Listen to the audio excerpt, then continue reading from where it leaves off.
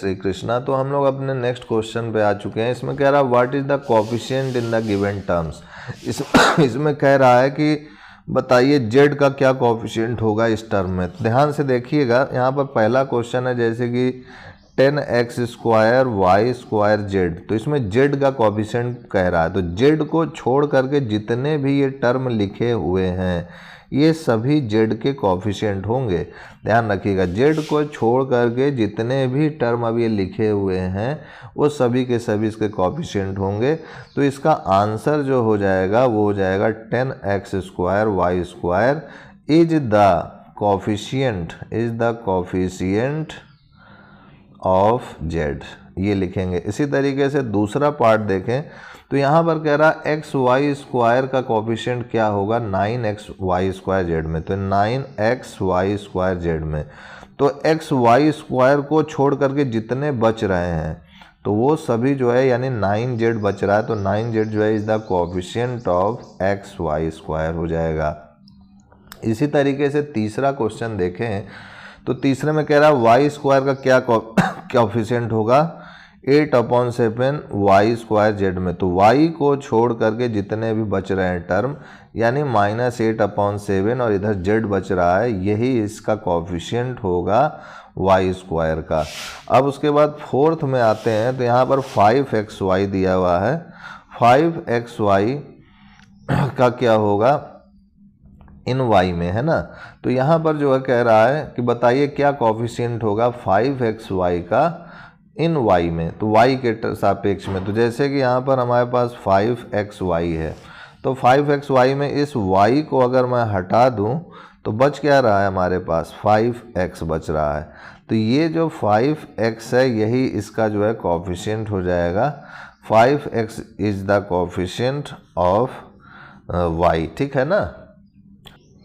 Next question में है जैसे कि फोर्थ के बाद हमारा फिफ्थ पार्ट है कि यहाँ पर जो है फिफ्थ पार्ट में कह रहा है कि 3x का क्या कोफिशिएंट होगा और किस में, तो 3xy + 4z में।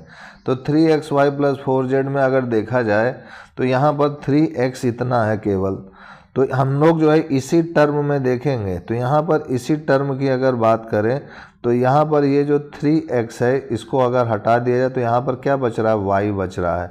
तो यहाँ पर जो है यही y ही हो जाएगा इसका आंसर कि y is the coefficient in 3xy, ठीक है ना, इन टर्म्स ऑफ 3xy। अब इसी तरीके से फिफ्थ के बाद सिक्स्थ को देखें तो इसमें पूछ रहा है कि जैसे हमको दिया है 4x + 3yz। तो इसमें कह रहा है कि बताइए 3y का क्या कोफिशिएंट होगा। तो यहाँ पर 3y को अगर मैं हटा दूं तो बच क्या रहा है, यहाँ पर z बच रहा है। तो यहाँ पर जो है z जो है हमारा कोफिशिएंट हो जाएगा किसमें 3y के रेस्पेक्ट में। और यहाँ पर देखा जाए तो जो लास्ट पार्ट है यहाँ पर x square that is in -4x square y + z।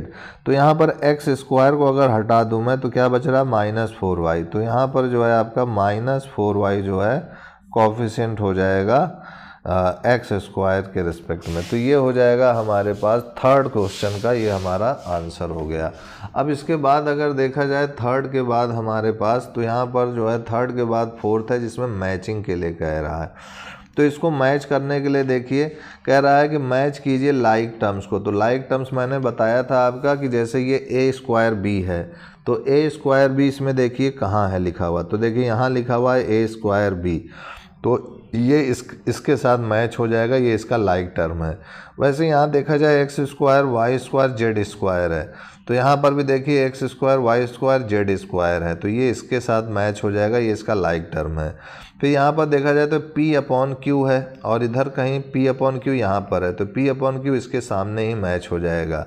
फिर यहाँ पर देखा जाए तो ये nm है और यहाँ भी nm है तो इसका इससे 5 nm से मैच हो जाएगा। यहाँ पर xyz है और यहाँ पर भी देखिए xyz है तो ये 8xyz 2xyz से मैच हो जाएगा। फिर ये 2a² है और अपॉन में 3b² है तो 2a² और 3b² देखा जाए तो ये a² b² इसमें भी है, तो ये वाला टर्म इससे आकर के मैच हो जाएगा।